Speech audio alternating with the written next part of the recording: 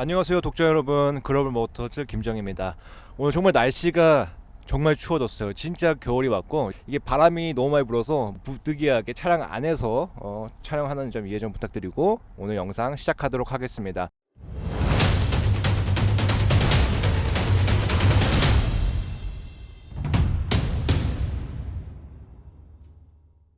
최근 정부가 이 개소세 인하를 또 연장했습니다. 그래서 이 개소세 인하가 어떠한 효과가 있고 또 소비자들에게는 어떤 점들이 좀 영향이 끼칠지에 대해서 간단하게 오늘 설명해 드리도록 하겠습니다. 그 전에 구독과 좋아요를 눌러주시고 이는 제가 더 나은 영상을 만들게 하는 힘이 됩니다. 자, 원래는 이 개소세 인하가 이번 달 31일까지였거든요. 그런데 정부가 지난주에 개소세 인하를 내년 6월까지 연장을 했습니다. 이 개소세 인하 같은 경우는 지난해 3월부터 이제 코로나19로 인해 판매가 죽고 또 자동차 내수 판매를 좀 더 끌어올리기 위해서 70%도 감소를 했다가 조금씩 줄여서 50%, 그거를 지금까지 계속 이어오고 있는 상황이었습니다. 그런데 지난주 또 개소세 인하를 내년 6월까지 연장을 하겠다고 이제 정부에서 발표를 했습니다. 과연 이 개소세 인하가 소비자들이 차를 살 때 어떤 영향을 끼칠까? 현대차에서 판매하고 있는 이제 그랜저가 있죠. 이제 그랜저의 르블랑 트림 기준 이 개소세, 부가세, 그리고 교육세를 다 해서 하면은 3,600만 원부터 시작을 합니다. 그런데 이 개소세가 3.5% 적용이 되면은 3,534만 원으로 약 66만 원의 약간 세금 인하 효과가 있는데요.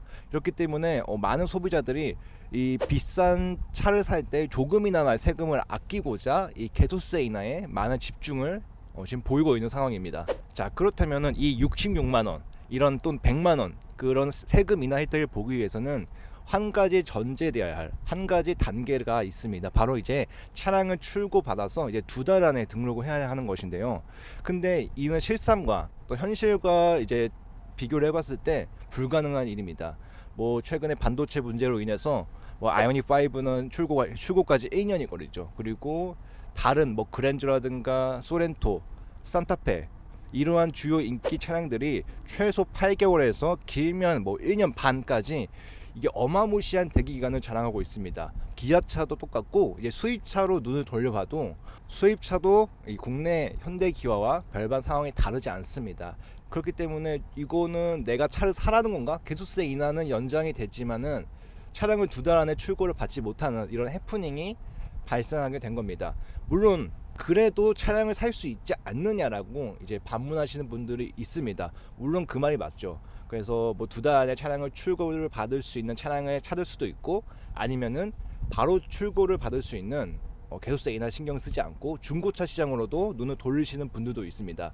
그러나 이왕 자동차 사는 거, 이런 정말 고가의 제품을 사는 거, 자기가 원하는 예산이 있었을 거고 뭔가 원하는 차종과 그런 원하는 색상, 그런 원하는 옵션, 그리고 브랜드 등이 자기 마음속에 어느 정도 잡힌 상태에서 빠른 차량이 출고되는 그 브랜드의 차량만 살 거야 라고 뭔가 결정을 하기에는 이것도 저는 쉽지 않다고 생각이 듭니다.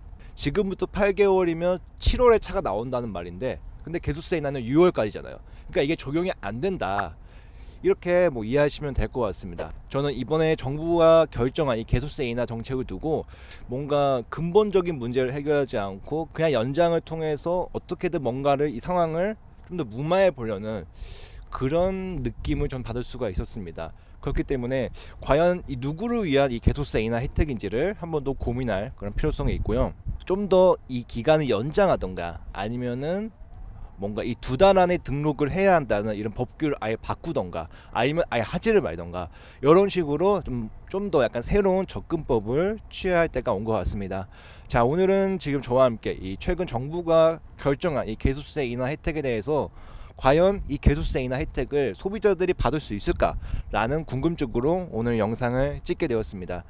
부족하지만 끝까지 시청해 주셔서 너무나 감사드리고 다음에는 이 자동차 산업에 대한 사회적인 이슈 그리고 신차 소식, 정말 운전에 필요한 정보들을 가지고 여러분들께 찾아오도록 하겠습니다.